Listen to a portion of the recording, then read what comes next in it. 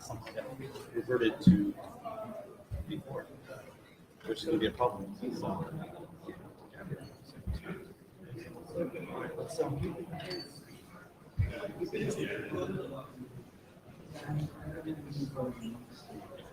Okay. I know that feeling. Okay. Okay, 1:30 and all's well. How many people in the room have never seen the note well before? Okay, there's one. Okay, so note well.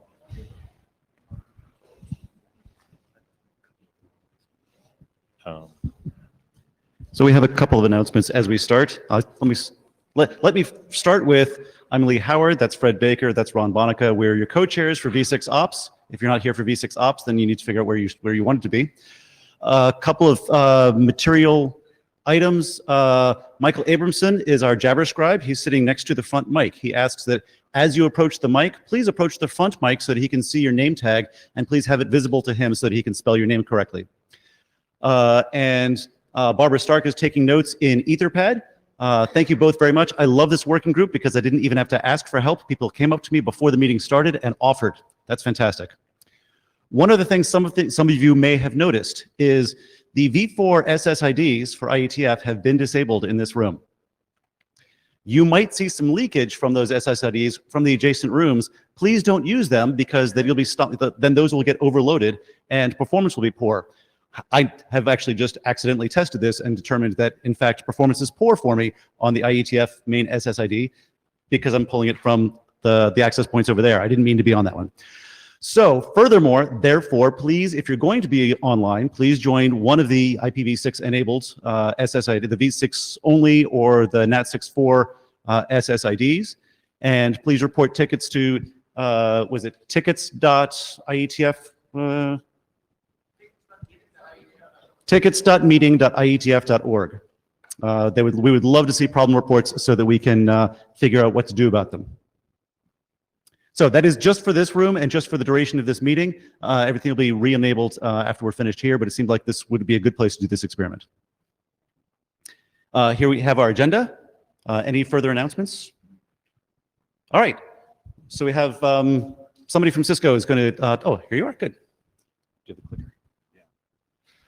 Speakers, please stand inside the pink box that's here in front of this microphone because you're on camera and remote participants can't see you if you're on camera, if you're outside the box.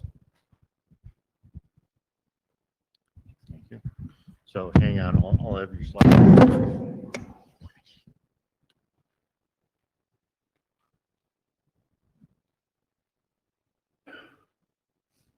So you're on.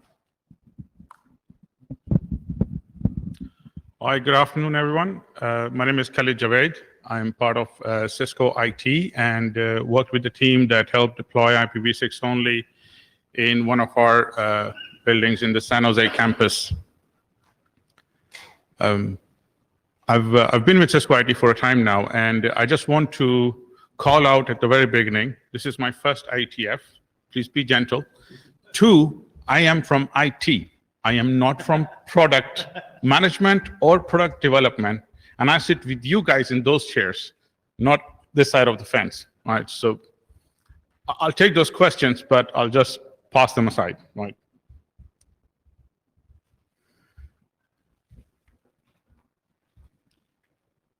So on my agenda, I've got an overview, a dual stack recap, because we started back in 2009-ish. What we did with Building 23 in the San Jose campus and our data center plans.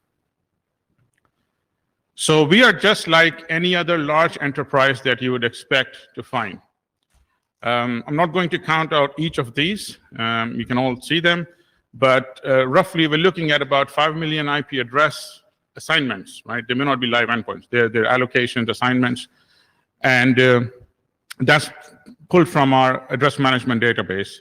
And that's the kind of scale we're looking at when we're talking about going to IPv6 only or dual stacking our infrastructure.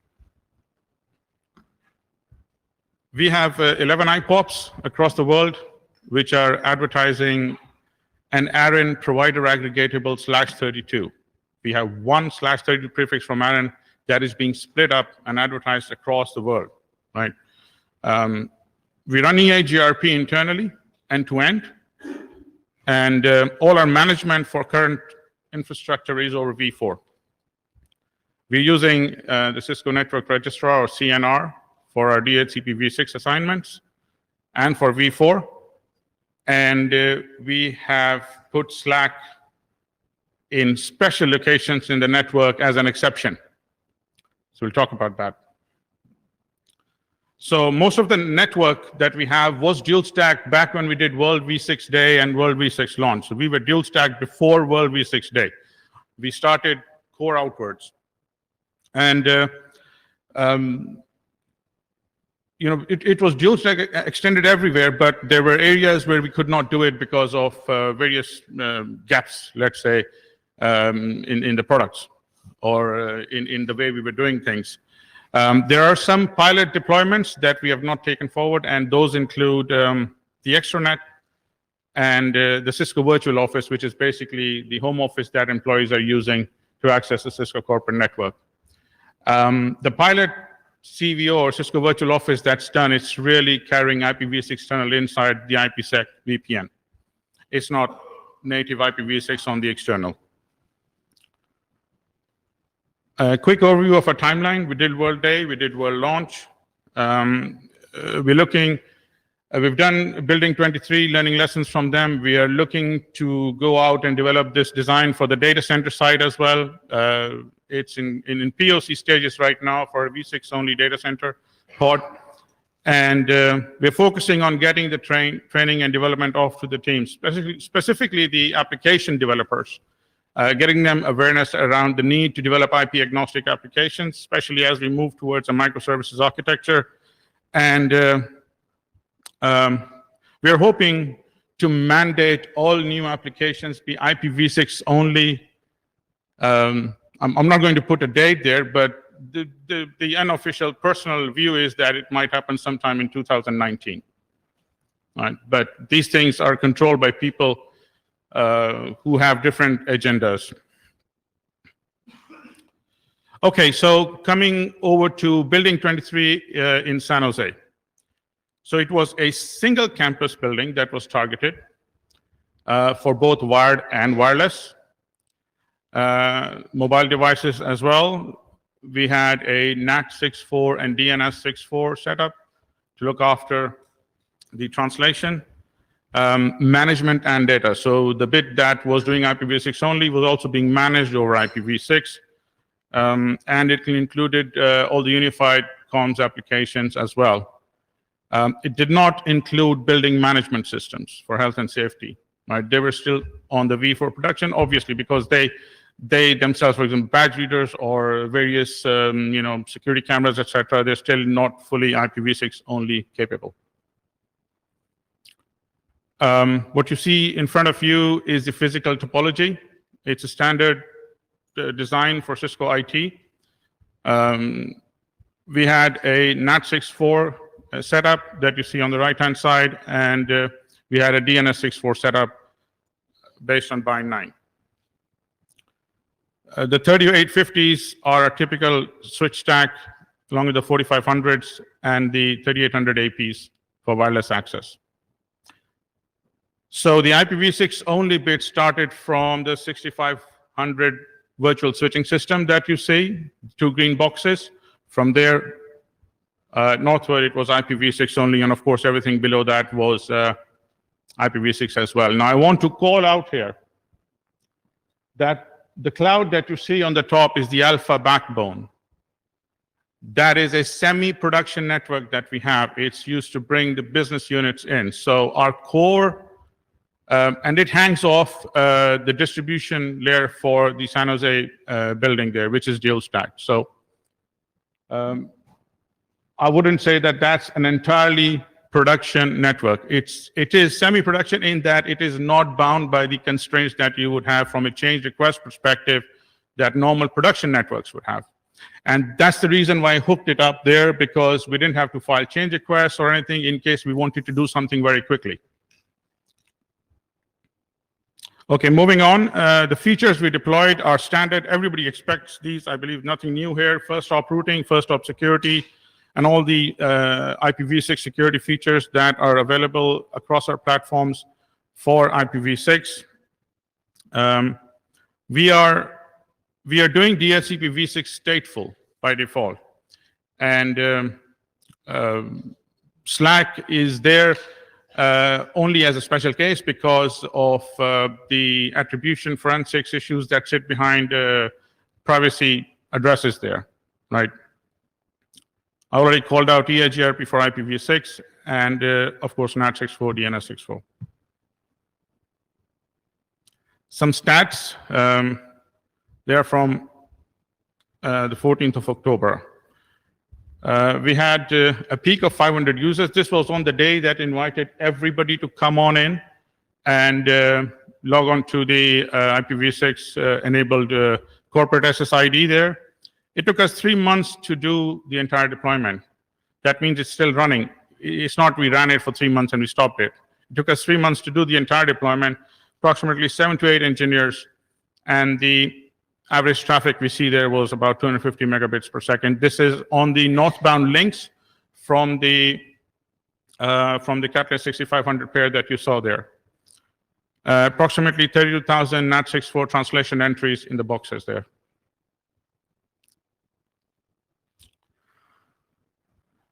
This is a chart for the NAT64 translation table entries. As you can see, we peaked at 32,000 approximately.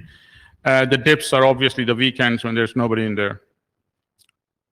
I'll call out why we couldn't gather it under SNMP. We were using a script because it's not supported. There's a slide on that. Okay, IPv6 only DC is still in the POC stages. Single pod we're targeting based on our ACI fabric, which is application-centric infrastructure for those who don't know. We're just doing the data plane, NAT64, DNS64, of course. We're doing a combination of stateless and stateful NAT there. If there is budget, we intend to do a pod per quarter starting FY19, again, subject to approval. That's the high-level topology. Again, it's pretty straightforward with the NAT64 setup there. The DCC or the Nexus 7 case that you see towards the right-hand side, the two blue boxes, from there on, it's all dual stack outside. Okay, I'll come over to the issues and challenges we faced while we were doing this, which is probably something that you guys are more interested in. And let me tell you, it's working. So there's nothing we couldn't work around, right? I'm just calling these out because these are some of the stumbling blocks that we had to find a way around. Any connect issues on the Mac only, resulting from some software problem with an upgrade and a code fix. This was resolved. There's apparently no MIB for extracting translation information from the NAT64 boxes. So we filed an enhancement defect there, but I don't know what can be done about that if there's no standard, right? We had an issue with our Cisco TV or Infinite Video, which was an acquisition. Again, it was a back-end upgrade that fixed the problem. We had issues with Jabber clients. Again, it was an upgrade to version 12 of the CUCM, the Cisco Unified Communications Manager, the Call Manager Server, and it was resolved. So users sitting in building 23 could use Jabber. They could use Cisco TV.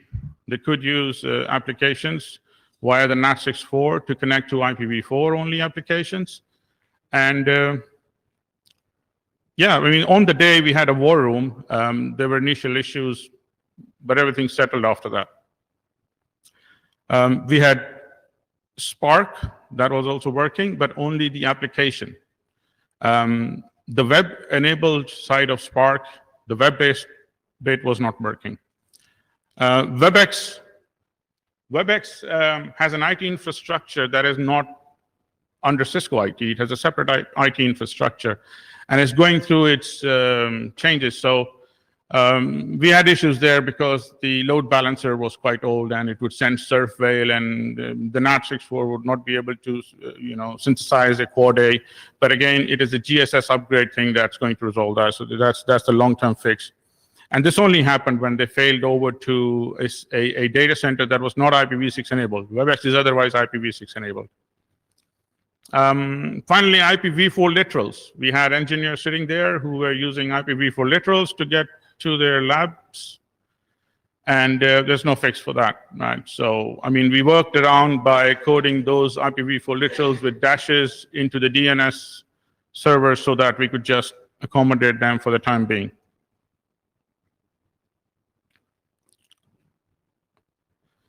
Right, so privacy extensions are quite an issue with us, especially with Slack. There's a significant Android user community across Cisco. We don't have that problem with the iPhones, right, with iOS, but with Android, we have this problem. And we're not essentially against this, all we want is that InfoSec have the ability to track these address rotations as they happen. Or that means so for that, we have to develop a tool to somehow figure that out, right? Or we do something called device profiling, and we say that if you've enabled, privacy extensions, then I can't let you join the wireless network. So that is why I'm asking Google here, can you please give us the switch to switch this on or off so that we can decide at a corporate level whether devices which have enabled privacy extensions should be allowed onto the network or not. And then it's the user's choice. The RFC mandates it. It says it's a must. It's not a should. So, I mean, you're not really following the RFC by not providing that switch. Okay, gaps and issues on the data center side. I'm going to open up the entire slide here. So wide area application services, this is a Cisco device that does WAN optimization. It doesn't support IPv6 yet. I'm complaining to Cisco standing here today, right, by calling this out. We need that. So hopefully they've got it in the roadmap, but as priorities have always shifted things around, it keeps slipping. Kubernetes is actually resolved. This is slightly dated information. We do have IPv6 support there since March, but from an internal IT perspective, we're still looking and working on this there. Pixie Boot doesn't support IPv6, and storage. My storage architects tell me that if I was to go IPv6 only, their pools will be fragmented, and understandably. Right, and if they're fragmented, then you still have to go through some kind of a translation infrastructure to go between the pools, or I guess you'd have problems having VMs moving around or things to that effect, right? So storage pools are an issue when we look at the data center if you're IPv6 only. That's as long as there is IPv4 stuff that is trying to access them. So we'll get more on this as we further develop the design. All right, the larger issues. Oops, I skipped this one. Dual stack adoption has held us back from the latest innovations. Now, what I mean by that is because we were dual stack entirely across our access network in 2012 when we did world launch. And as the BUs developed products that did not do IPv6, we suffered there because we couldn't put those out into our network every time claiming that an X amount of traffic from our network is IPv6. And if whatever you're developing does not give us the ability to add value to that flow, then it's a bit of something that held us back. We did find workarounds for this, but this is something that is going to be an ongoing issue as long as the people that hold the budget and who decide the priorities about developing products do not make sure that IPv6 is part of that. Making the business case for dual stack was hard. For IPv6, it's hard and risky for IPv6 only. What I mean by that is, so we got everything into dual stack. Now, as people try to go into IPv6 only, application owners come up and ask, all right, so what if it breaks? So now there is a line where you have to convince them that you need to move to IPv6, and then there is a line that says, okay, what if it breaks for people who don't have IPv6, or have to go to translation infrastructure? So that's a message I hear from people I talk to. And this message is still not flowing downhill. I want to take everybody back to 2011 and 12. The service providers had a use case. They needed growth, and therefore we gathered the momentum, and we did IPv6 Day, and we did IPv6 launch. We had the content providers come in, and we said, okay, that's really no good until we get a lot of the service providers in, because yeah, things will still be going through translation infrastructure. And we had a lot of momentum. So between 2 and 3 years, we had the graph go up like this, right? Now it's 5 years since then, and still the application owners are not convinced that they are ready to go to IPv6 only. And I think that momentum comes down to the leaders who are sitting at the top, from folks like you who influence their thoughts. It doesn't go bottom up from people like me. And that's what I mean by the message is not flowing downhill yet.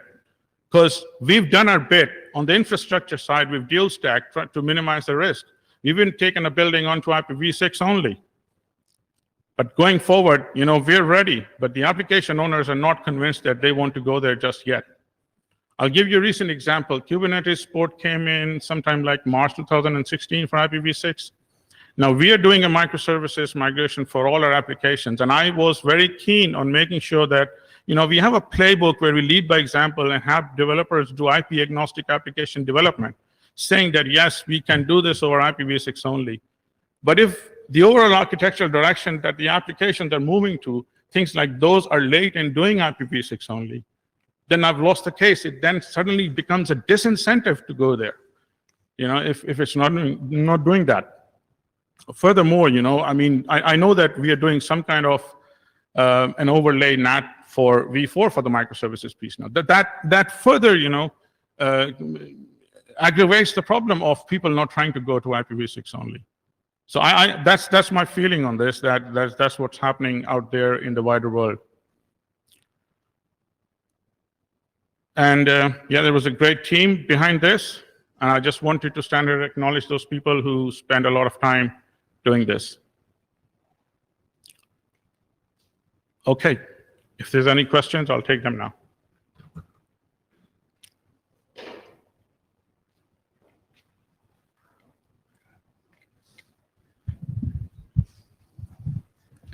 Hi, David Skenazy, Apple.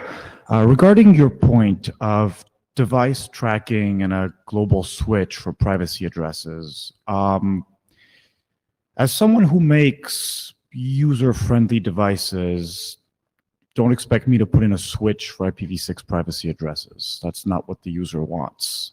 Also, privacy addresses are beneficial. Prevents some website from tracking them, whether the device is on your network or not. If you really want to track them, why aren't you tracking based on MAC address? Okay, so your question is the user would want that. That's you deciding for the user.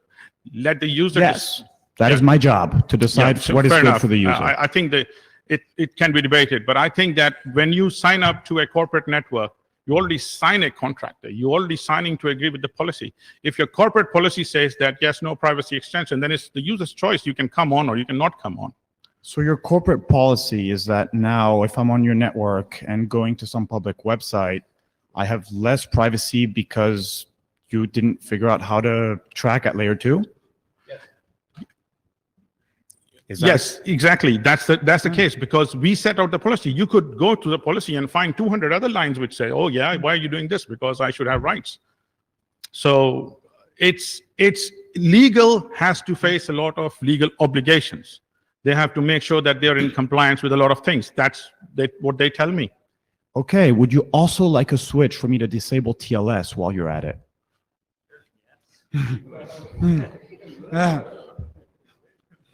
I don't make that policy. I'm just telling you that this is what's preventing Slack going out. So you can either take it like that, all right, we are going to leave it like that, we're not going to do it, and help not let IPv6 only proliferate, Or you can say, hey, user, here's a switch, your choice. Agreed. Thank you. Thank you, Marco Groningrad, Sheet. Thank you, great work, especially coming from a vendor. Eating your own dog food is always good.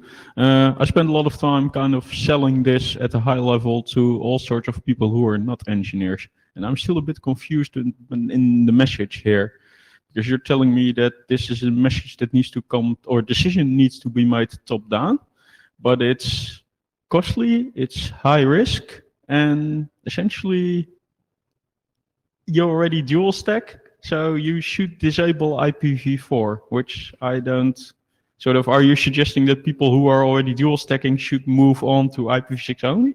Or are you now pen testing something that's supposed to be a greenfield deployment? Because I kind of don't see the path from dual stack to V6 only. If you've got a working dual stack, then shouldn't happy eyeballs take most of the strain and make IPv4 disappear?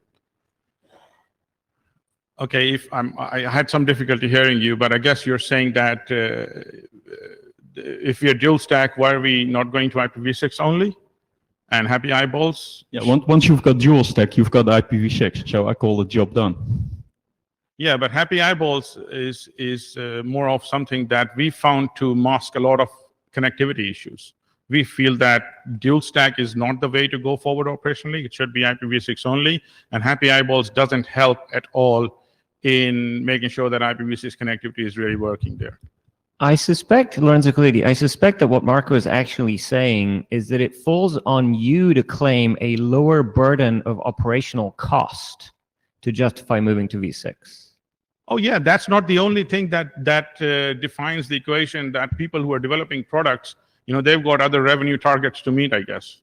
So operational costs, we are already saying that we do not want to maintain two protocols. We're already saying that the way we would like to go, ask me to do it again today, and I'll do IPv6 only, and I'll invest everything I possibly can into a translational infrastructure so that I can work out the kinks there. But we are dual stack. I shouldn't have said you. I should have said people like you all across the industry. When the operational cost will basically start being substantial enough that people are going to start asking themselves, why do we need this V4 thing anyway? That is the point when your app developers are going to listen. Yeah, absolutely. So let me tell you where I stand on that. And I'm talking about people like me. Hopefully other people have their opinions, maybe, I don't know. But from my perspective, operational costs are owned by a different budget owner, and application revenue is owned by a different budget owner. So you have to look at it from the top down. You see, the guy out there whose application is bringing in billions of dollars of revenue does not own the operational costs. No, but his customers would like to use them. The customers that buy that application that are suffering the same operational costs that you are suffering will eventually request that as a feature. That's what I Yes, meant. absolutely. And that message again comes top down. It still doesn't flow bottom up. Okay, so now on the privacy address front, you're correct that we don't implement 4941 correctly. I would ask your InfoSec people, do you want everyone on the internet to track your users in perpetuity? Because if you disable privacy addresses, that's what's going to happen. I've had this debate with them myself. They say they need to meet legal obligations, full stop. You see, now when you put the legal wrapper around it, I can't say much more because I'm not going to go and sit down and change, I don't know, any legal law that requires people to track stuff. But I hear them when they say that, look, when you switch on your laptop or your PC into the office, you are agreeing to a code of conduct with respect to the use of the network. And that has so many other clauses that you wouldn't normally agree to. Yeah, I'm just saying it's their job to protect your employees as well. And by disabling privacy addresses, they're putting a big target on their backs. But I'm not going to try to argue with these people. But I say that if you do not want to implement it, I say to Google, if you don't want to do it, then go get the RFC revised. If the RFC says it's a must, you should do it. Okay, we'll do that. Okay. Now, if we can get consensus on that, we will, and we'll start the process of trying that. At the end of the day, maybe 2 years down the road, you can say, we don't need this anymore. Everybody agrees that we should have privacy extensions, and that's good. But if you do that today, it will help people who are not deploying Slack because of legal issues deploy Slack and allow IPv6 to come on. But then forever we will have no privacy. So there's a trade-off. So another point I wanted to make is that the legal The consensus statement of the IETF on this topic has been published. Okay, it's written in RFC 7934, and it contains detailed text about address tracking and what is recommended in the IETF. I would recommend that you follow that advice, because that's the advice of the IETF. That's really all that we need to say about this So topic. we should go back, and in addition to developing or spending all the money to do IPv6, we should also spend the money to develop special tools to track addresses, because you don't want to implement an RFC. You have the tools. Your devices do this. They send syslog messages when new neighbor cache entries are created. That's written in the RFC. Implementations are there. I mean, so like I said, read the RFC, and we would be happy. So there's a flip side also, right? We're trying to look at this for the long haul. What we're trying to see is, what can we do with multiple IP addresses that you can't do with just one? And we're starting conversations about, like, how can you sign an IPv6 address to an app?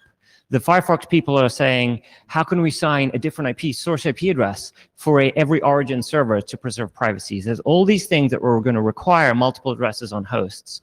And just saying there's only one IP address per host is not going to allow all these things. Now, I realize that there's a tension there, but I think we should think about the long term a little bit more.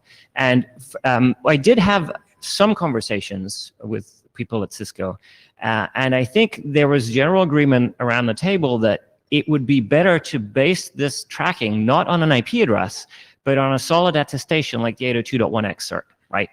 If you want to build this, come talk to us. And I think that's a way better solution for everyone. And we have that. That's how we have turned on Slack for those people. Let's do it. So then do our devices do what you want already? No, I don't know. I haven't gone down in the details there. So but then let's talk. We have turned on 802.1x for Slack there. I'm not privy to the details whether we actually track once the device changes its address. I don't know about that, because I was not involved in that.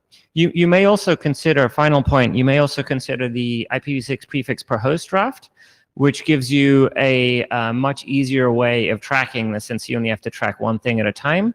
You can assign the host one prefix based on radius, and that will give you tracking from IP to MAC. And if the device randomizes its MAC, you're SOL, just like you are today. Absolutely. So it's no different. I'll take that on board. But we will do this, and you're going to have to be the owners of the device to disable MAC address randomization. Yeah. I'll take that back, and we'll see how we can change the way we design our network to do that.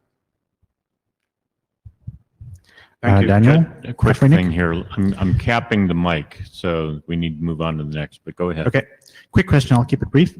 Do you have anything online, like a blog article or something that has a little bit more detail than just the slides, but that's not video that somebody could read? I'd love to share this more widely on mailing lists and social media as it is, just as a use case, your experience. Yeah. Do you have anything that's easy to share? There are more details on all the issues and challenges and the use cases, and they are going to be written in a blog article, and I'll be happy to share that, or you can find it on our Cisco website. Thanks. Janine Cole, Google. First of all, thanks for presentation, very interesting. But as someone who operates a corporate network, I definitely would not like users to have privacy addresses disabled, because they would not enable them when they walked out of the door. They would not do it every time they come in the office on morning, disabling privacy address and then re-enable them after. So we actually, because we just do not have right tools in place, we should not sacrifice security and privacy concerns. So probably we should concentrate on getting the right tools, like telemetry for MAC to IPv6 address mapping and so on. I think it's better place to put effort. Fair enough. David Skenazy, so I am not a lawyer, and if someone is and knows this rules in the great city of San Jose, please come and correct me. But I highly doubt that the regulations stipulate exactly how you need to track users. They probably only tell you that you should track users. So the fact that you're doing it on IP address and not on MAC address, you can't hide behind the legal requirements here. I don't know how you're doing it. It's just a technical thing. I don't know how you're doing it. This is an this is an InfoSec thing. It's dark circles. Even I'm not privy to that. What tools they have, what attrition mechanisms they have there. But the feedback I got from them was that if it's in the RFC, it needs to be there. If it's not there in the RFC, then, they'll have to redevelop their tools. Okay, That's why I brought it here. And that's a fair response. I mean, I've dealt with InfoSec teams before. And while you're not privy to their decisions, I would suggest you go back to them and tell them that they're not privy to the host OS decisions. So we're not going to enable this, and just tell them that. Okay? All right. Okay. Thank you very much. Colleague.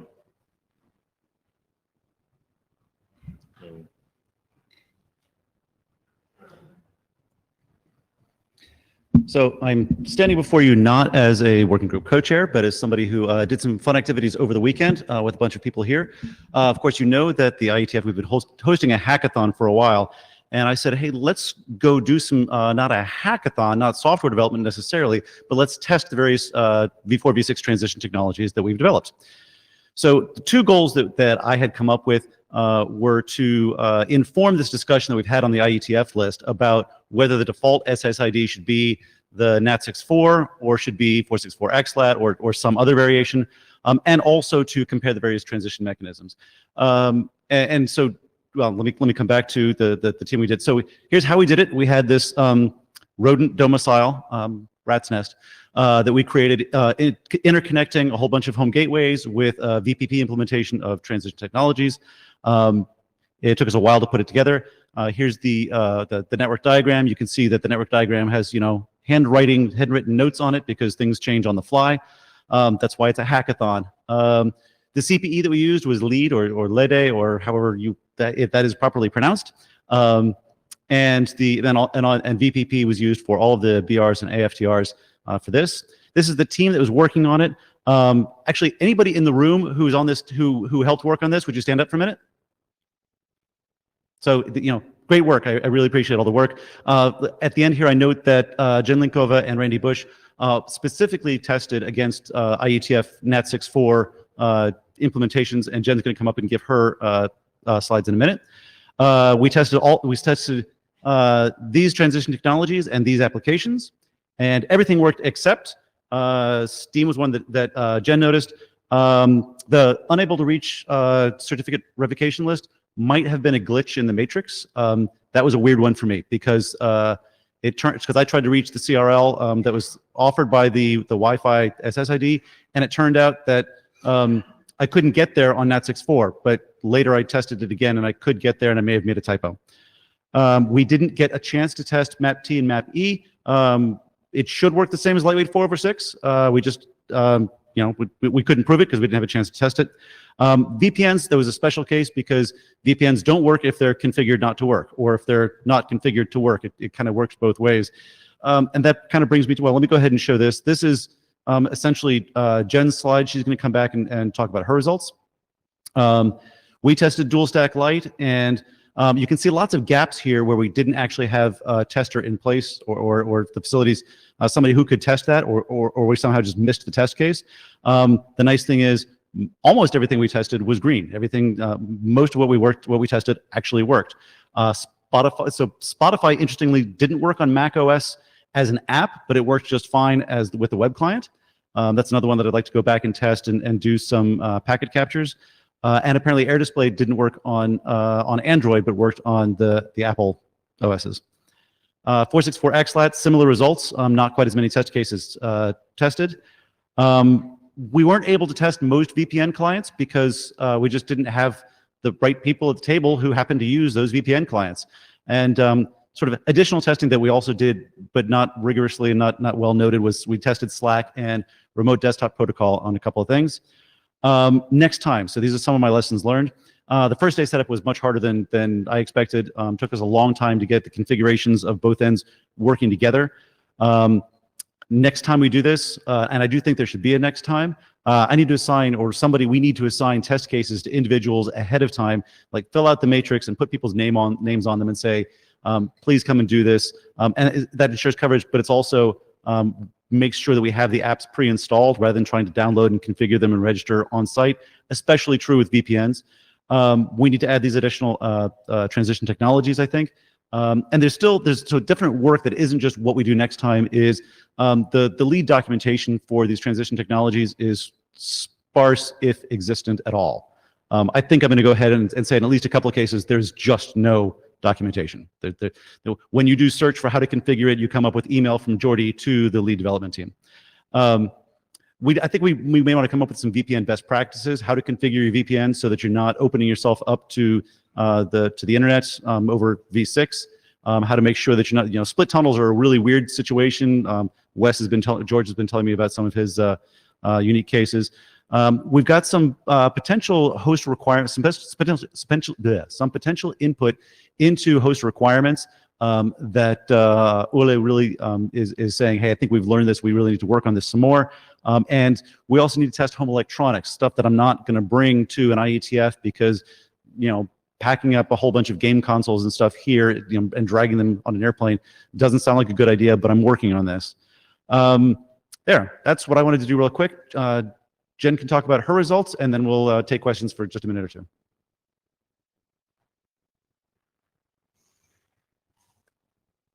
I actually sent you updated slide version because I would like to add Bill on the slides because he helped a lot on the hackathon. So, right next to you. Okay, so I said that I just sent you updated slide version, so if you can upload later, updated sent because I missed Bill's name on the slide and I feel very bad about that. My apologies. So we had this discussion last time about how useful is IETF NAT6 for SSID. So I hope everyone who keeps their laptops open are currently on NAT6 for SSID. And if not, I would like to see tickets open explaining why what did not work. So we try to get more data about what is going to be broken if suddenly V4 disappears. So it was a list of applications selected mostly based on the tickets which NOC received previously during previous IETFs, and plus some applications which we believe need to be tested, like applications which require for working group participations, like MeetEcho, Jabber, and so on. So NOC helped. Thanks a lot for creating troubleshooting environment with mirroring all traffic to switch port and so on. So we were able to troubleshoot when something went wrong. So yeah, it was the metrics. So green means works fine. Gray means didn't make any sense to test because, for example, MeetEcho, I didn't test on iOS, Android, and orange means still needs to be tested because I had some issues with getting Windows 10 up, and red means it did not work. And surprisingly, it actually looks quite well. So Spotify application on macOS did not work because it looks like iOS application was fixed because of Apple requirements, but as there is no such requirements for desktop application, it still believes that if there is no V4 address, there is no V4 connectivity, and even on, and it's still trying to use a V4 address. And Air Display on Android behaves the same way. So application just complains, no, I do not have internet connectivity, please come back later.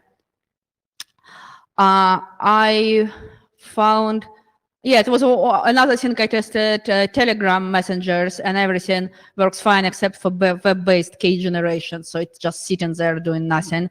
But after, if you get keys generated, it works just fine. And I'm trying to find people who can fix it. And I filled bugs for a bug report for Air Display. So again, if you use Air Display on Android, you can complain to them. The most important thing actually was VPN, because I think it was the main concern, is that people could not get their work done if VPN applications do not work. And I see surprisingly good results. So OpenVPN works. Cisco people tested the corporate VPN and came back to me and it works just fine. So yeah, some corporate VPNs do have issues. There are vendors which do not support V6 only clients, but I've heard that some people might even consider changing those vendors to better ones. And there are some VPNs might not be just configured to work explicitly. And indeed, yeah, when you use split tunneling, it's tricky, right? Split tunneling might hurt even if you are on V4 only network, because with all this DNS split horizon issue, you get DNS respond over VPN. It doesn't mean you can actually use that respond to send traffic, not in the VPN tunnel. So it was actually quite good. Yeah, I say Telegram Messenger was also tested. It wasn't. So I learned a lot about various millions of instant messengers this week. I didn't even know so many of them exist. So we tested 2 more. They worked. I heard that some of them did not. I was told that Steam application does not work. And it's actually old version of my slide, two versions. So yeah, the most funny thing is all these fossils in your configurations. Check your SSH configs for host star family INET. Check your ETC hosts for explicitly specified v4 addresses, which means DNS64 doesn't help you much, and so on. So yeah, you might have some very interesting call configuration on your devices. Yeah, so there are indeed a lot of things to test. I'm pretty sure there are other VPN applications around. There are millions and millions of messengers.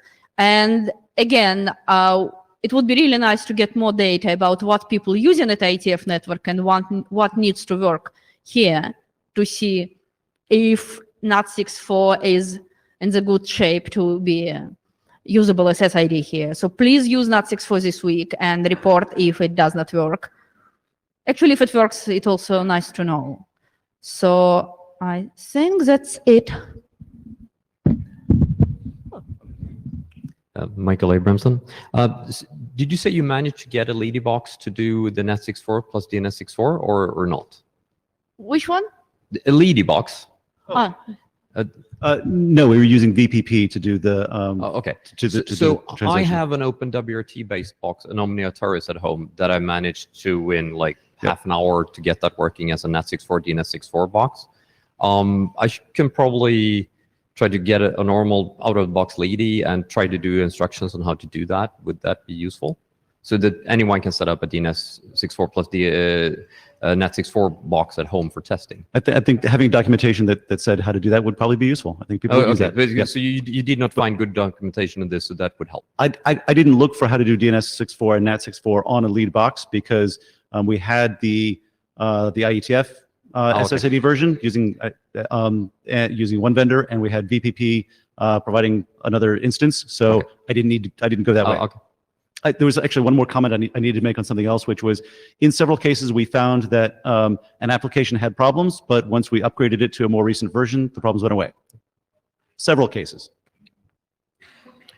Lorenzo Colletti, thanks for reporting this. There's another bug where it's mostly amusing, but the wireless controller in this network, if you don't do GHPv6 and you don't do EUI64, it's like, well, you're not on the network. So that's something that we're reporting to Cisco, because our devices can't get on the network at all, our new ones, because they don't do UI64 addresses anymore. And But maybe, no, newer. Yeah. So Yep. there's a lot of testing still to be done.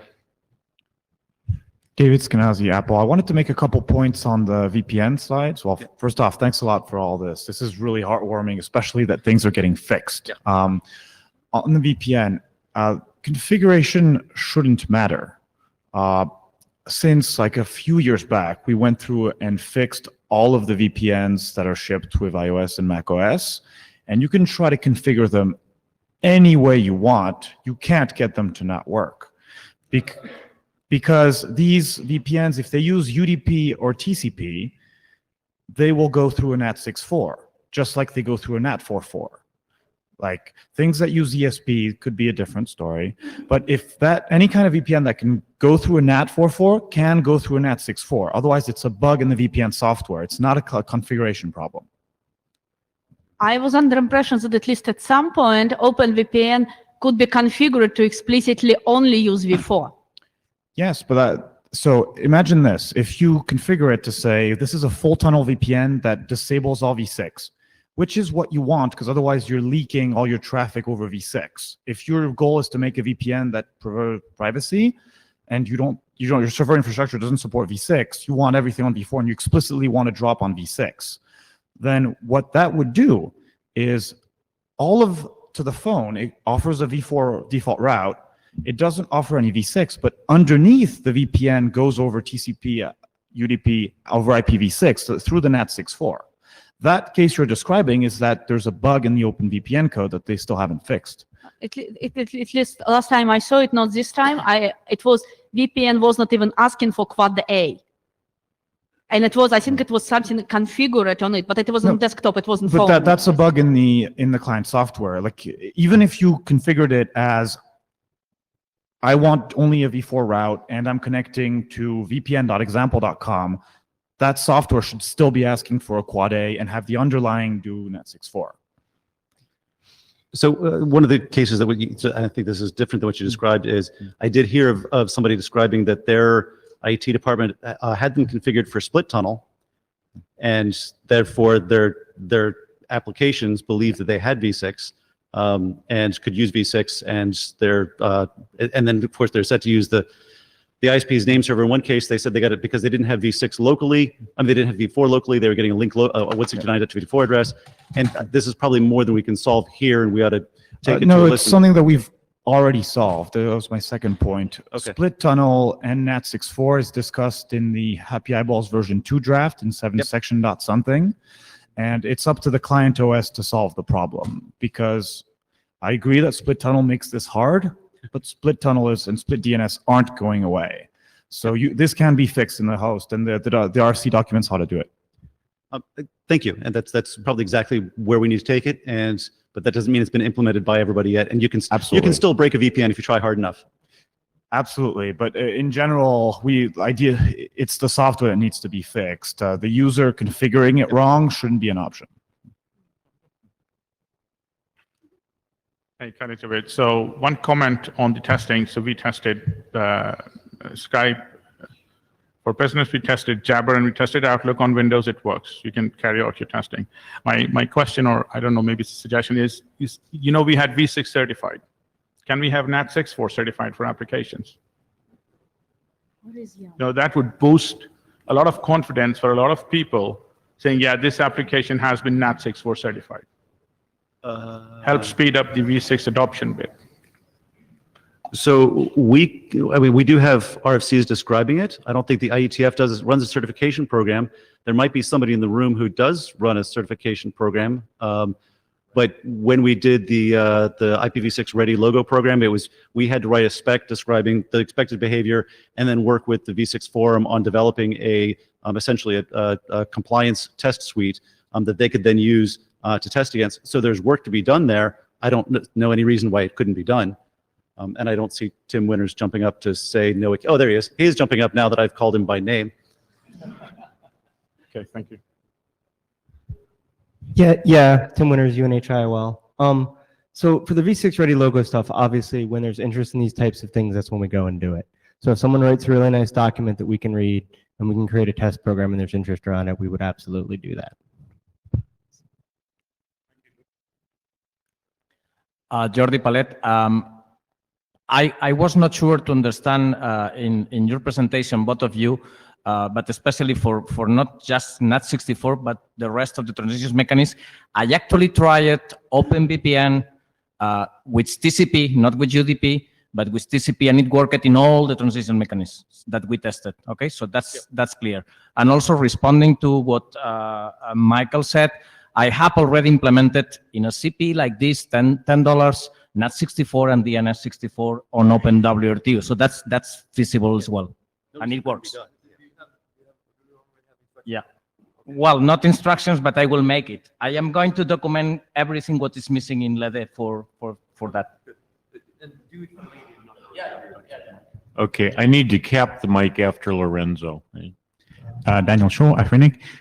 Quick question in regards to the testing of all the different instant messaging, Telegram, Slack, WhatsApp, Skype, etc. Did you differentiate at all between text, voice, video? Yes. So when it's green, it means we tried video if Messenger supports it. Yeah, because text works all the time, but yeah, there are cases when video is not possible. Yeah. Cool. Thanks. I want to respond to that too, because I don't know that on the other transition technologies, I think that we did test all functions in all of them, but I don't know that we did. Jordy's saying, yes, we did test all functionality. Good. Yeah. And I would say when more we try to make sure is that we have a video between a client on NAT64 and V4 only client, because if you have two client on two V6 networks, it's probably should work, obviously. Lorenzo Coliti, to reply to your comment, Jordi, I think it's not as easy as you say. So I've gotten NAT64 DNS64 to work on OpenWRT, but it's dog slow, really, really, really slow, because Taiga punts the packets to user space, and it's not really an acceptable solution for a mass market device, which is going to have a CPU that's as small as it can be. Well, that makes it a feature, right? But Joule is not upstream, right? So you have to like integrate it into your kernel. Right, but it's not in an upstream kernel, so you still have to do integration work. So it's you know it's not trivial. Oh, for testing, yeah, it's fine, but you know. Okay, thank you. I'm staying, I assume. I'm sorry? I assume I'm staying. You're next. Yeah. I believe so, yeah.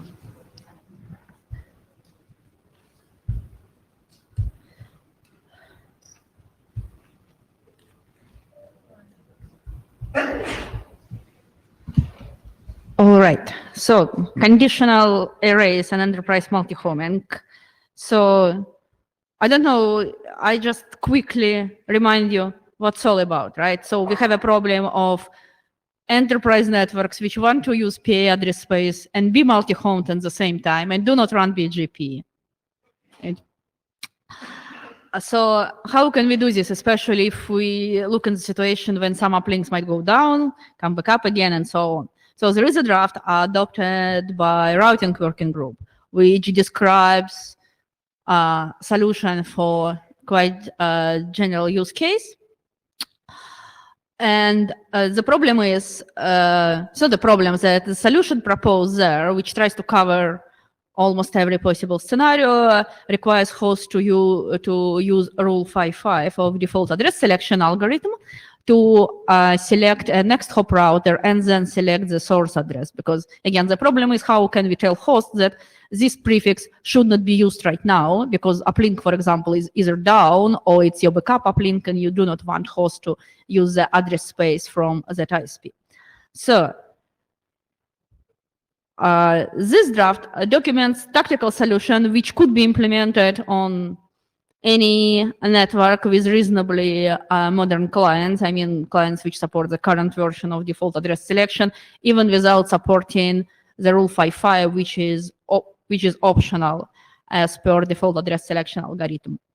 So the whole idea is if a host is allowed to use the prefix because uplink is up and operational, and you allow host to use it because it's your primary or you are load balancing between uplinks, then the host just receives PIO with non-zero default lifetime and can use it.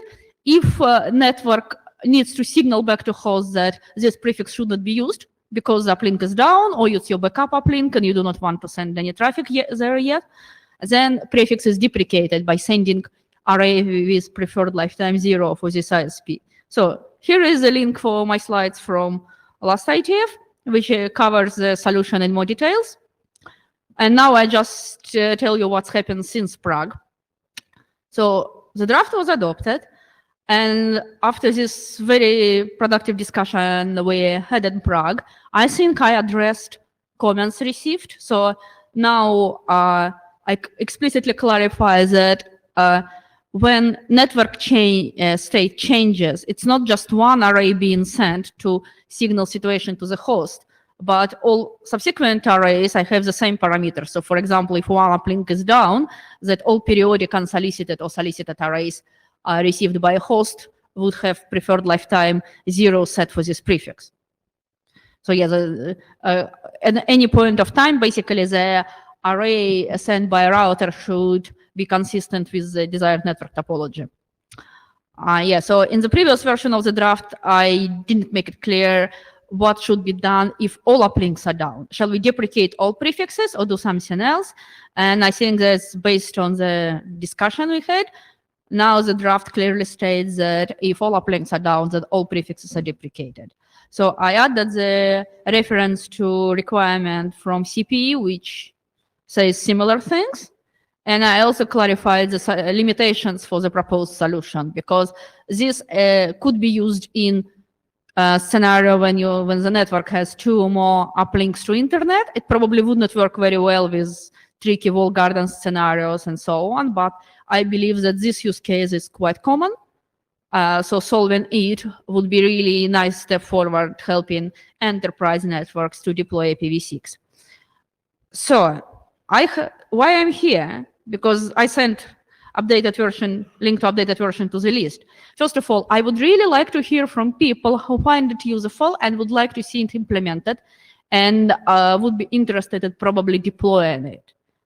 So I would like to see if it's just a problem I'm trying to solve, or there are other people who would use it. If you'd like to use it, please talk to me during this week or after, whenever you want. And any additional feedback, how shall we proceed? Because I'm happy to address any feedback received, but so far my to-do list is empty. Eric Nordmark. So this seems like a useful thing. I was wondering about hysteresis when there's like link flaps, and whether you immediately would send it as opposed to waiting for 5 seconds to see if the link comes up. And in the past, there's been some host implementations that would immediately go kill TCP connection. Oh, that's when it becomes invalid, I think. But so I have to look at whether hysteresis is useful when it goes up and down, and that might be something to consider. I don't know if there's an easy way to test this stuff, but yeah, I think it might be potentially useful to have some delay before you propagate the change of the network, right? Because currently what I'm testing in the lab has delay because I'm using some automation, because vendors do not do it. Like I could not apply a policy on a router saying if this uplink is down, like you do in the VRP, right? Please update the array configuration. So I have to do some scripting which introduce the delay. Yeah. But maybe you're right. Maybe it should be some kind of dampening and not propagate and change immediately. If it went down and then comes up 5 seconds later, well, do you immediately advertise it again, right? As opposed to saying, oh, let's wait and see if it's really stable because it went down and came back up quickly. I don't know. And then if it's your only prefix, well, the rules might be different than if you have 2 or 3. But yeah, you're right. Renzo Colletti, have you tested? I guess it would be useful to test on various implementations. I think I'm pretty sure that on Android, if you deprecate all its addresses, it'll say, "I don't like this. I'll get the hell out of here." You could, I guess you could certainly say that we should not do that, and we could. I think the challenge was that we saw that on certain networks, when addresses were deprecated, it was because they'd actually timed out and we actually had no route. But we could consider changing that. But if you had an implementation report, if you tested on various implementations and you told us what was wrong, if anything, then we could fix that. I think it's more kind of related to network design, because, for example, if we're talking about, I don't know, small office with few people, right? Few users sitting there. Maybe when all your uplinks are down, it's a full outage, right? If you're talking about something more complex, you might want to use ULAs there to keep intra-site connectivity up, because you want to probably connect to your printers or your workstation or something. I'm not sure, because ULAs have place here for keeping your intra-site connectivity in case of internet outage. Yeah. No, like just have a report on how testing affects hosts. Okay. Because then if you find bugs, then we can fix them. Okay, cool. Michael Abramson. So I think the HomeNet proof of concept code already does a lot of this. You could probably use that for testing as well instead of the orchestration you were talking about. I think I mentioned this last time as well, that this is a lot like when you're sitting on the user side of this, it looks a lot like sitting at HomeNet or this solution. Some of the machinery in the middle in the network might be different, but from a device perspective, it's probably very similar. Because I was testing in my particular scenario when I needed to have particular setup work. Okay. Okay. So thank you, Jordy.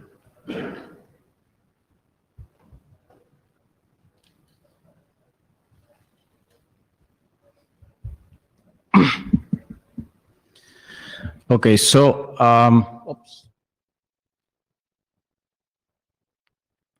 I presented this document in the previous IETF. It's still version 00, but actually should be 01. I make a mistake with the naming, and then the data tracker didn't wanted me to upgrade the number. Just going very quickly, because I don't want to repeat everything I said the last time.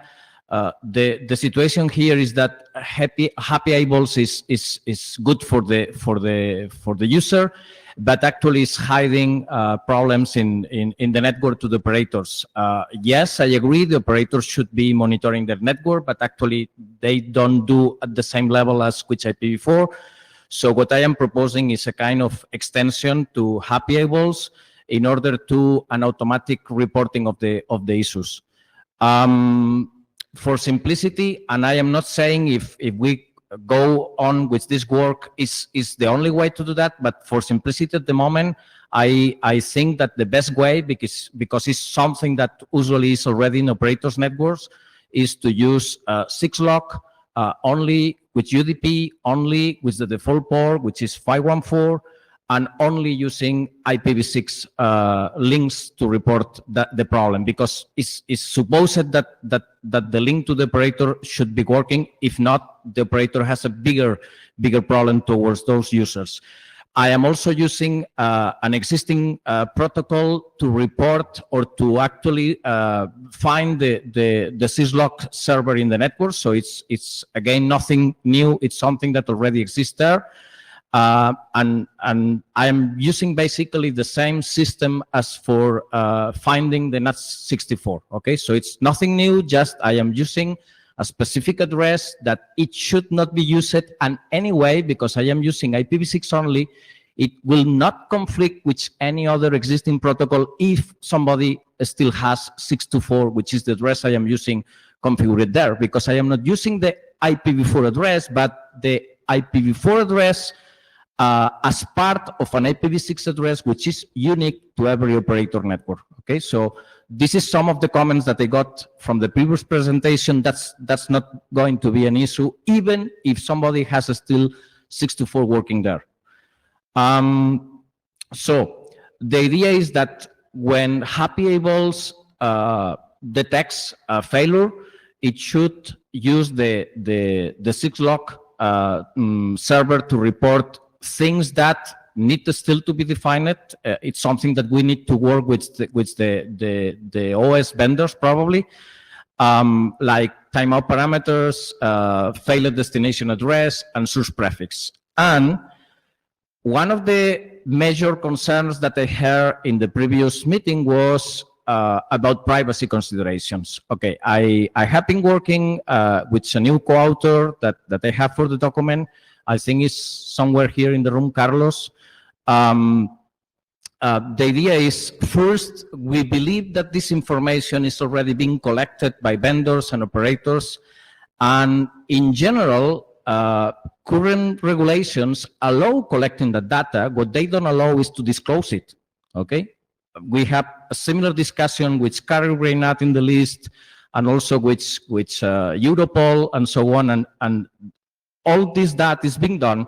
The difference is you are not allowed to show that data outside of the technical management of the network, right? So it should not be a problem, but anyway, we have been considering a soft version of this problem or this work, which is we don't really need to report the source address or the source prefix, because in most of the cases, it will be enough if the operator knows that some destination from within his network is not reachable with IPv6.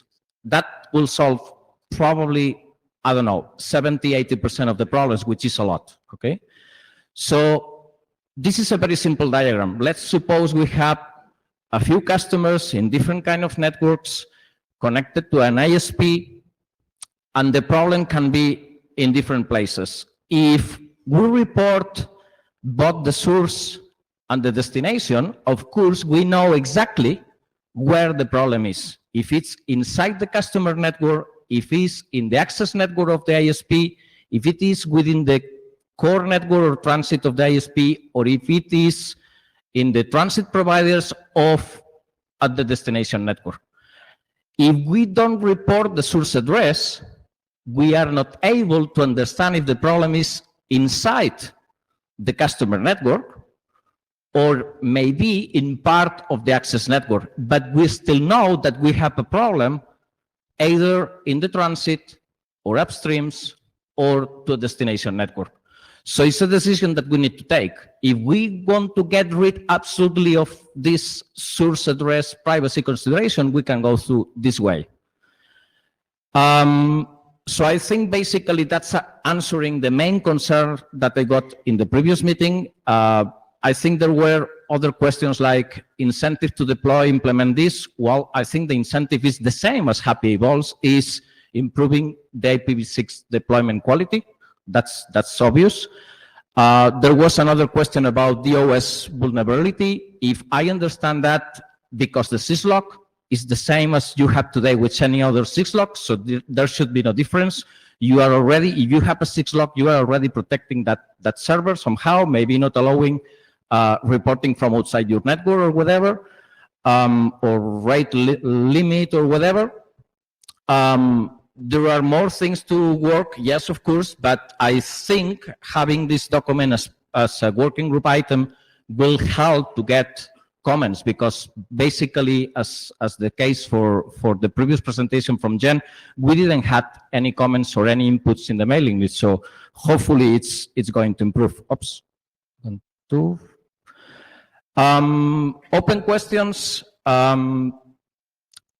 It's possible to do this reporting with both IPv4 and IPv6, but I believe that if we are looking into the future into IPv6 only, it makes much simple to report using IPv6. If the IPv6 access to the customer is broken, then, as I just mentioned, you have a much bigger problem, right? So you probably need to detect that somehow in a different way. In that case, basically, you will not get the reporting. And then, well, I have a question, but I guess it's a procedural question about if it's possible to ask IANA to reserve a specific address used before, but that will not change the problem because we could use any other IPv4 address. Main changes from the previous version, as said, numbering is incorrect, but whatever, never mind. There is a new co-author to the document, which is Carlos Martinez from LACNIC. And basically what we did in the document is extending the privacy considerations, which I think was the main concern that remained unresolved from the previous meeting.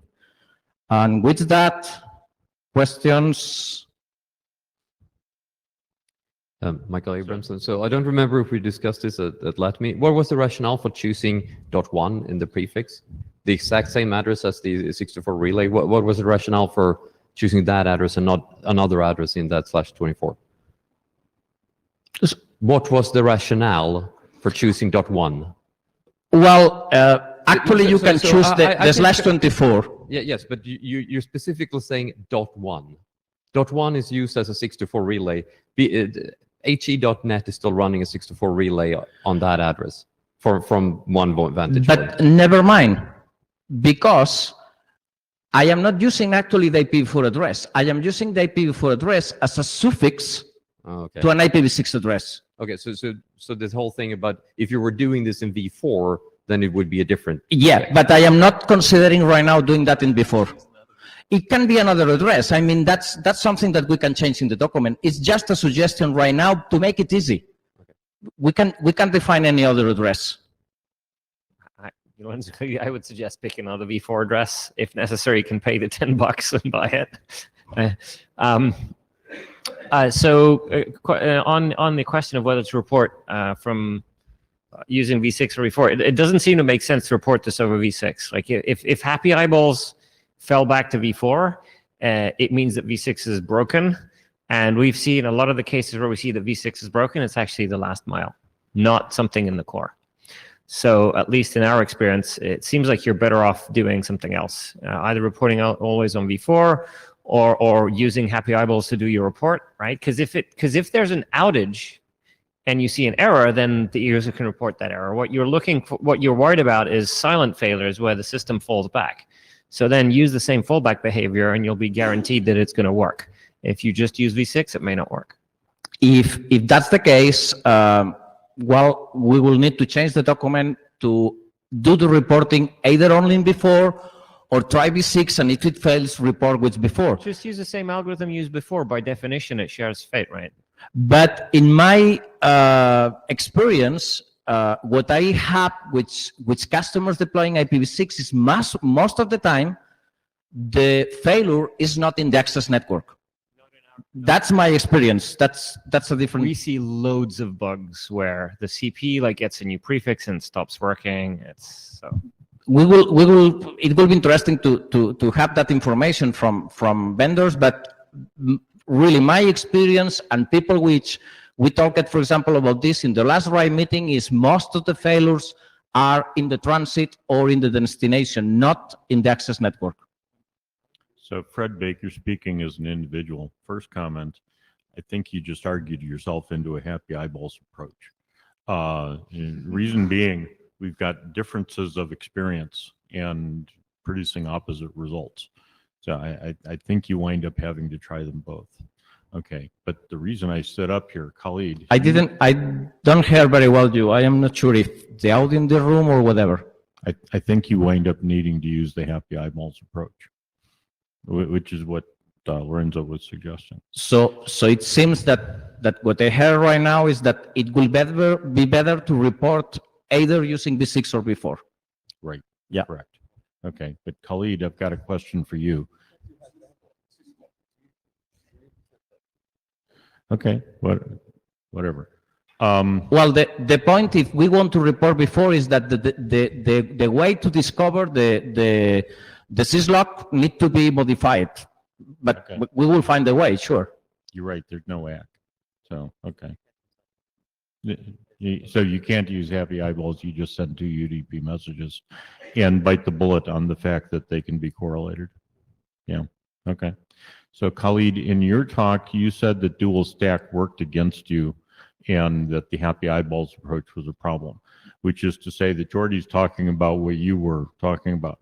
Do you have additional comments you want to bring in from an operational perspective?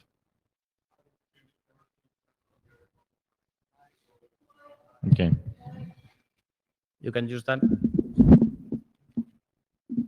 Thank you. So, Fred, our view is also that the problems lie either in the transit or the destination. That's what we found in all the diagnosis we've done for all the cases where we found issues. I can cite specific ones, but yeah, that's where we found it. Okay. So I just wanted to make the correlation there. Thank you. David Skenazy, Apple. Silly question. If the problems lie in the transit and the destination and not on your network, why do you need any reporting? Because you can't fix those. If you don't get the reporting, you don't know it happens. I can tell you some examples, and probably similar situation as Cisco mentioned. I have got one national bank from a country telling me, hey, we have deployed IPv6. And then I was testing it, and it was not working. And partially the problem was the transit, the international transit. And the interesting history out of that was that when we checked his transit provider, they discovered that the IPv6 link was presenting failures since 1 year ago. And I agree, it's something that they should monitor. But this is a way to warn them, hey, something is happening. And even if this is not going to tell you where is the problem, at least you are aware there is a problem, so you can tell to your transit, because you keep the destination address, hey, you have a problem, or the transit, or already the last mile, okay, the web server or whatever is it. Thanks, that makes sense. Thank you. Other question. So on the slides, you mentioned -01. I couldn't find that on No. data What I tracker. mentioned is, I make a mistake when I submitted version 00. When I tried to send version 01, because I changed the title to correct the mistake, the data tracker didn't want it to accept 01 for a non-existing previous 00. So I make a new 00. So this is the second version, but it's still 00. Okay. Okay, thanks. So I couldn't find it, so I haven't read that. If you look at the document in the history, you will see 200 versions with a different title. Okay, because the one that I did find and read, the security section considerations section said we don't have any security considerations, and that's terrifying. This is a huge privacy breach that can be mitigated and must be mitigated. Right now, syslog over UDP, unencrypted? Really? Like, what century is it? Like, this is leaking what the iPhone user is connecting to. That's like one of the holy grails of privacy right there. Even if like it's encrypted, I'm going to need a lot more than we have a soft approach and we don't log your client IP. Even if it says must in the RFC, that's maybe not even good enough. So I think we need to really sit down and talk a lot more about privacy if you want the client OS to adopt it. Because going back to your point about incentive, these aren't the same incentives as deploying Happy Eyeballs. We didn't deploy Happy Eyeballs to make IPv6 better. We deployed Happy Eyeballs because we had deployed IPv6 and people were turning it off. In this case, that's done. The incentive for this, there's no incentive for us as a client device. The customers are already happy. Their eyeballs are happy because of Happy Eyeballs. This is to make your network better, which I want to help with, but the incentives aren't there. So we're really going to have to work on making the incentives and convincing us to build a way that's privacy preserving. So maybe using something like differential privacy or something. I think, I'm not sure right now, I don't have the text here, but I think what they said is no new security issues. So of course, if there are security issues from previous protocols, I have the same. I agree with that. It could be improved. Let's work on that. No, this is a new security issue. Now I'm reporting to you the websites that I'm connecting to, like literally in writing on syslog protocol, and I didn't do that before. Let's work on that. Let me stick in the middle here. I think actually we're not identifying a Happy Eyeballs problem. We're identifying a syslog problem. Syslog should be using DTLS. That's a step in the right direction when the attack vector is someone sitting on your open Wi-Fi at home.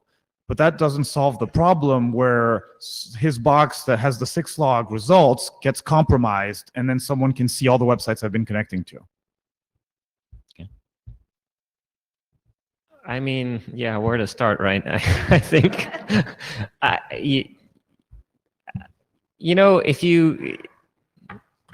really think if you want this to be implemented, it like basically is a security problem, and this is actually creating lots of security problems. I'm not even like qualified to comment on your assertion that it's not a privacy breach unless you disclose the information. It doesn't seem credible to me, but like I'm not going to talk about that. I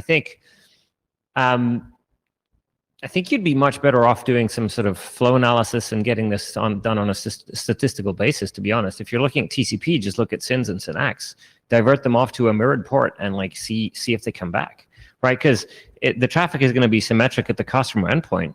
Just do that. Yeah, you can standardize this. We're never going to implement it because it's a huge privacy hole, right? So, I don't want to get in the way of useless work, right?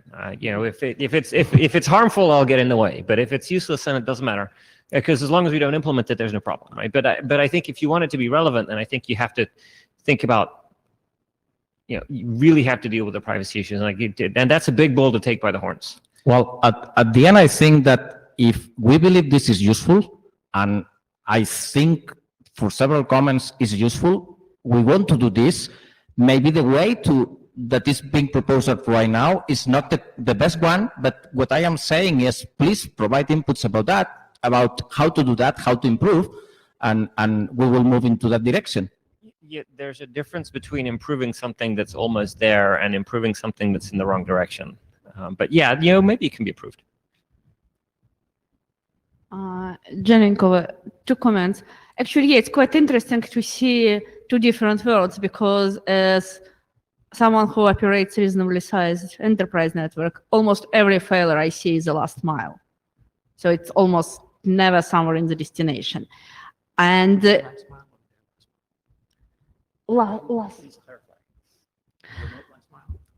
my last mile, otherwise I wouldn't know. So, but back to security. I can give you one security scenario. You requested what, new V4 address, new V4 block for this, right? And if my ISP has no idea about this technology and I get an endpoint which implements this, it will send UDP traffic to some destination which someone else might advertise to my ISP. And what, my traffic will go there, and some people somewhere on the internet will get some interesting information about all sites I'm trying to reach if my VV6 is broken. I kind of do not like it.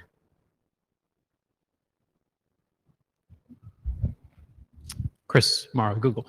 Not really for Google's purposes, but I'm trying to understand why I would care about this. So, David said he had the same question. He said, oh, okay, maybe at the end he was okay with it, except for the security problems. If the problem is on my local network and I'm an enterprise provider, okay, fine. I'd like to know that I have problems with my network, but maybe I could monitor that in some fashion, and that would be cool. If I'm not doing that today, I'm probably not going to do this. If it's the problem is on the remote network, I can't really tell them there's a problem so much. Like, they're not going to listen to me. I can call Telecom Italia and say, something is broken, and they'll say, we don't know who you are, go away. Right? Which they do. That's fine. So other than sort of research papers saying, oh, we see X% of things are broken, I don't really understand what the point is. And then add the syslogging everybody's web requests. That's a bit horrible. So I guess it's a neat hack.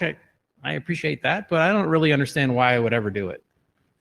So sell it, please. Thank you. So, done? So I think where we stand, we're not ready to think about adoption at this point. Several issues have been raised in the last few minutes, and if you could address those, then let's Thank you. see where that goes. Now, don't go too far, Jordy. Come back. Jordy, come back. So we've got another half hour. So I'm going to move one of your drafts forward from next week. Do we care for it? Whatever. I don't know. So what am I doing? Just take And by the way, I haven't got your 464X slides yet. Oh, I attached it. You told me that you created them, but you haven't sent them. Okay, I will send it right now. In any event, so talk about this. Yeah. This will probably take half an hour. Okay. Okay. I started this document because when we talk among us, sometimes we are saying IPv6 only. And in fact, even talking with some of the co-chairs some of the times about some specific documents or work or situations in networks, we are not thinking the same. So I have a position about what is IPv6 only, and some other people has another one. So, and I think it was Lee in the previous meeting said, maybe we really need to have a definition or a concrete definition of what is IPv6 only to get in sync. So, well, the first version of the document, some people was not understanding what I was telling when talking about forwarding IP in layer 2, layer 3, or whatever. So I changed it completely in this version of the document. And basically what I am saying is, let's define what is the specific scope or what the specific network part when we say that we have or not native support for IPv4 or IPv6. Okay, so that's the basic idea, to really say, instead of IPv6 only where, and in the sense of native support of one or the other protocol. So this is an example of a network. So we have a network which has cellular, residential, and corporate customers. And in this case, I am using an example for 464X-LAT, which many people will say, hey, that means that it's IPv6 only, because basically you have only IPv4 in the transit, okay? In the plat, in the NAT64, and so on. I don't know, will you agree that this is an IPv6 only network? Some people told me, yes, this is IPv6 only, but because inside of your network, basically, you can have everything which IPv6 only, and that's true.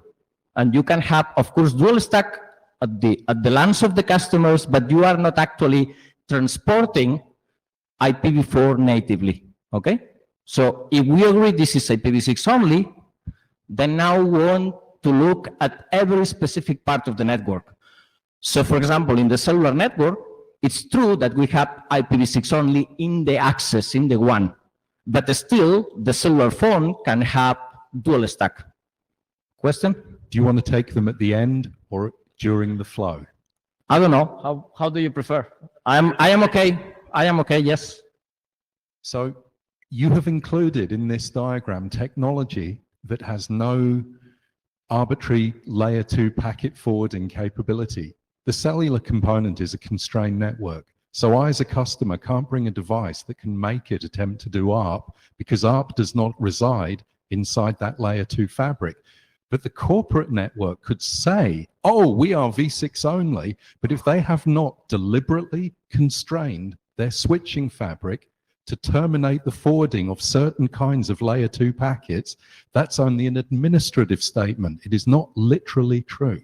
And I feel there is this quality lurking underneath what you're saying. If you want the corporate net to be an IPv6 only LAN, you really have to say it's looking for layer 2 packet types that would be required and forbidding them.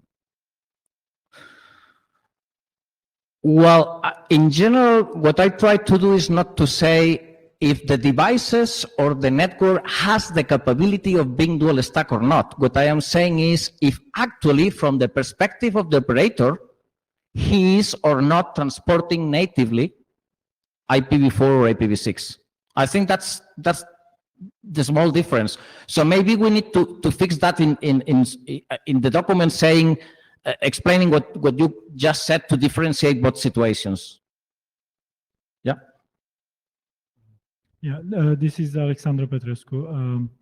I see you picture there a cellular network, and I still have to read the draft.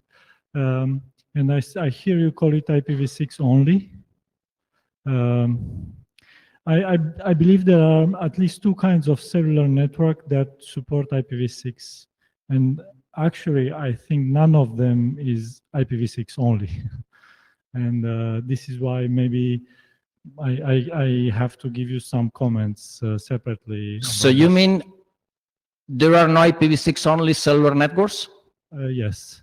I agree with you, because the cellular device can run both V4 and V6, but the one is IPv6 only. That's precisely the reason for this document. You see the confusion? I don't understand. Say it again. Yeah. Many people is saying, I have an IPv6 only cellular network. Yes. They are correct? No. Not. No, they are not. That's what I am trying to fix. Yeah, in terminology. The cellular network as such is not an IPv6 only cellular network. The one link, the access, is IPv6 only, but at the end device, you can run dual stack. Yes, on the end device, you can run dual stack, and in the core network also, those networks that provide IPv6 only to the smartphone, also in the core network, are both IPv4 and IPv6. They carry IPv6 inside GTPv4. The core network maybe not, well, depending on what you call the core network. Yeah, well, but maybe the core network is only IPv6, and you have IPv6 only at the NAT64. That works. No. Yeah.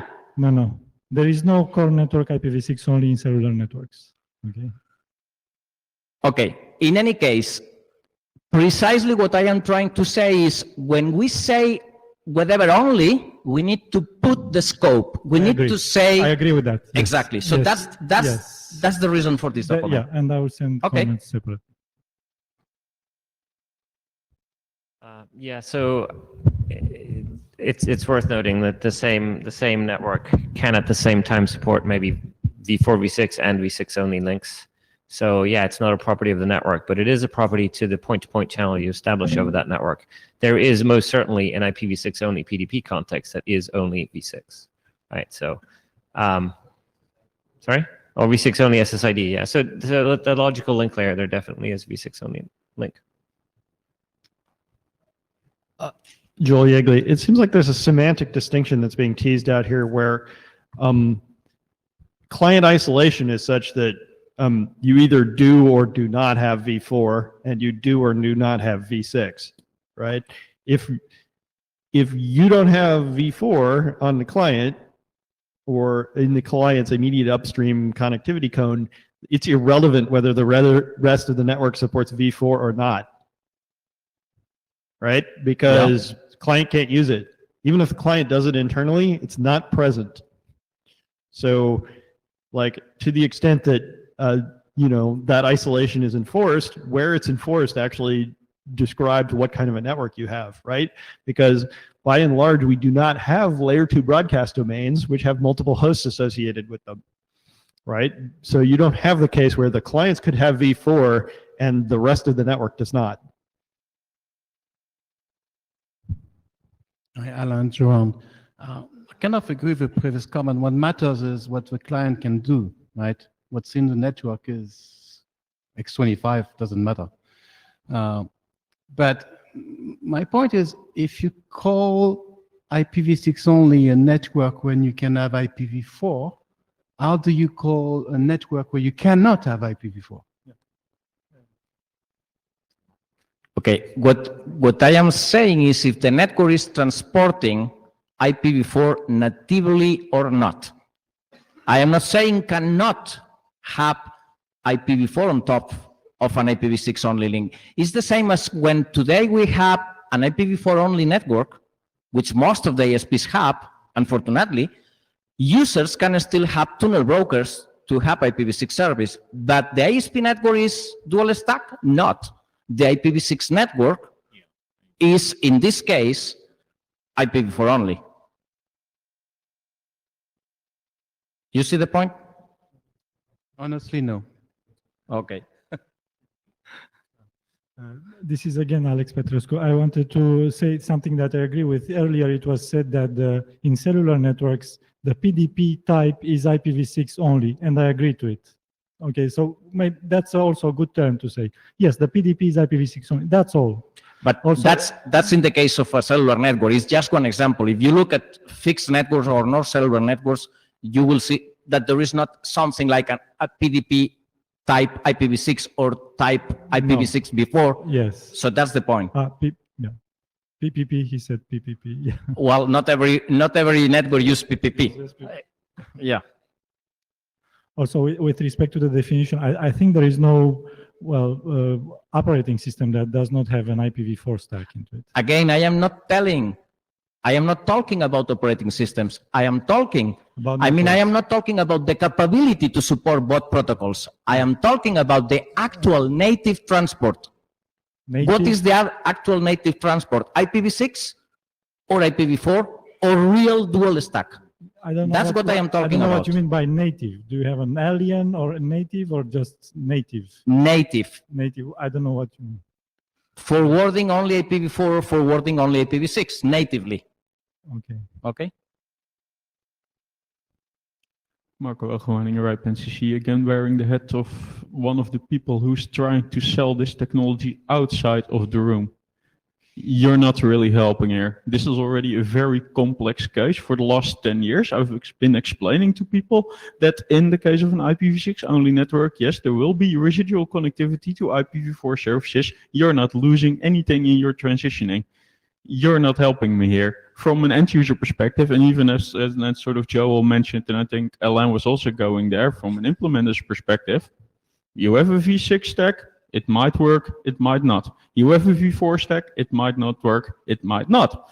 Certain cases, something doesn't work. We have a simple word for that. It's called broken. We don't need a draft to overcomplicate this. Thank you.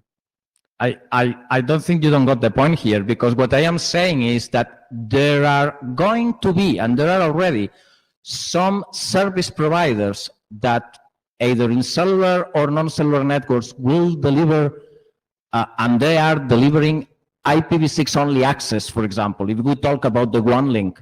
So in that case, we want to be very specific when we say IPv6 only, if it's the full network or only part of it.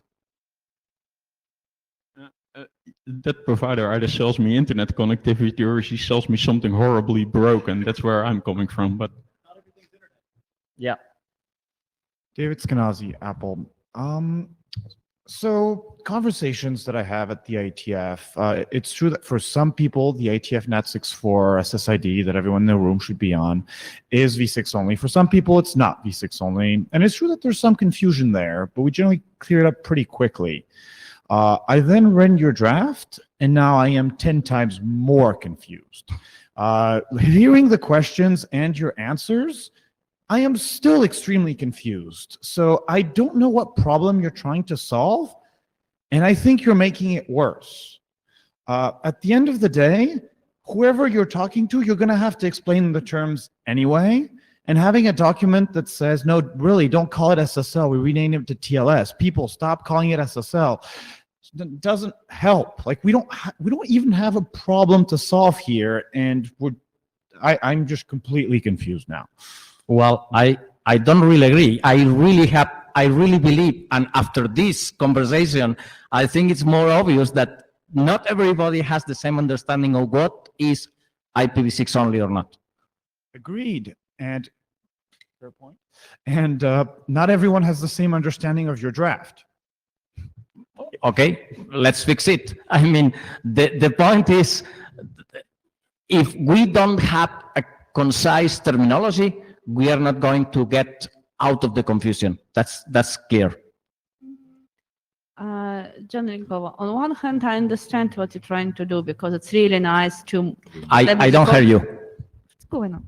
So, John Rinkova, so on one hand, I do understand what you're trying to do, and I appreciate that. It's really nice to have a common terminology, but I think when you're trying to define something which is in this area, you might, as been said, you might create more confusion by trying to define things.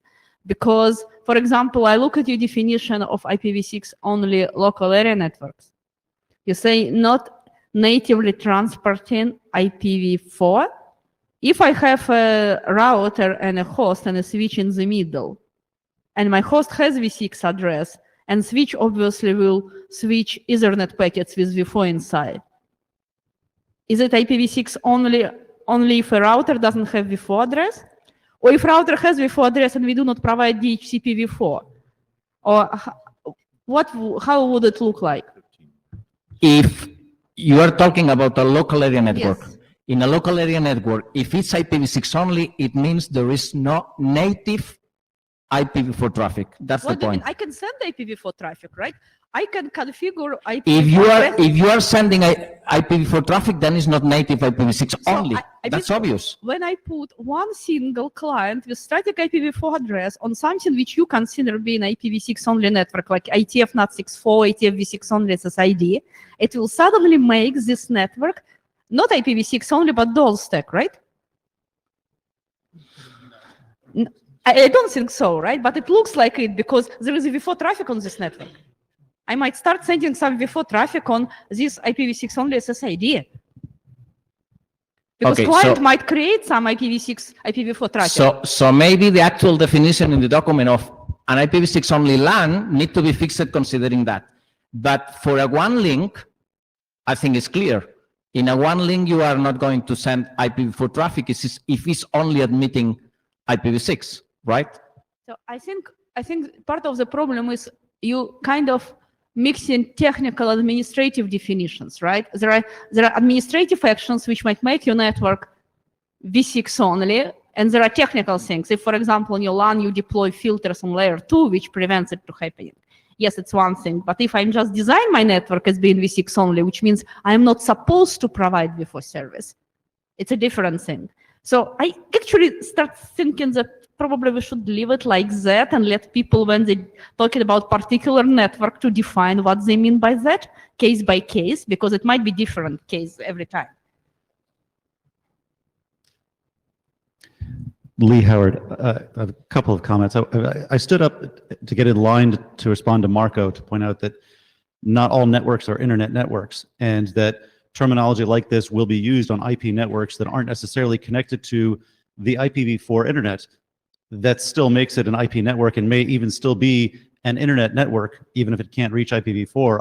I don't believe that IPv4 will exist forever on the internet. Maybe effectively forever in some pockets, like we have obscure protocols still running in data centers now. But I don't believe that what we think of as being the internet, the largest subset of internet of interconnectable devices, will always include IPv4 addressing everywhere.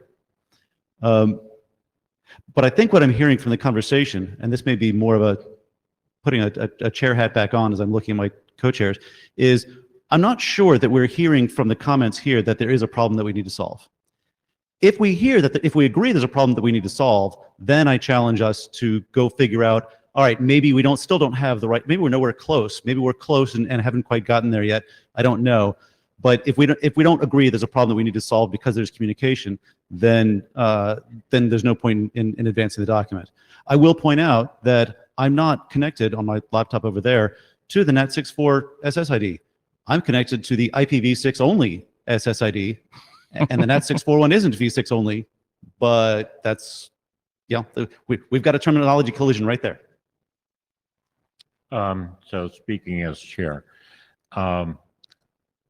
my feeling at the moment is that we don't have a universal consensus supporting this draft. That a fair statement? So, okay. Okay. If I was to go ahead to your customer prefix draft, do you think you could do that in 13 minutes, or should we leave that until I Thursday? think we need to leave to the next Okay, session. fine. Yeah. Thursday it is. And I need your 464 excellent. Okay, cool. So we're adjourned for today. We'll come back Thursday morning.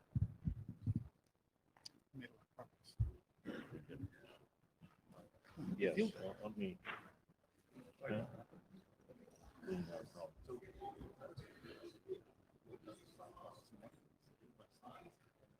Yeah, well, I'm sure you did the right thing.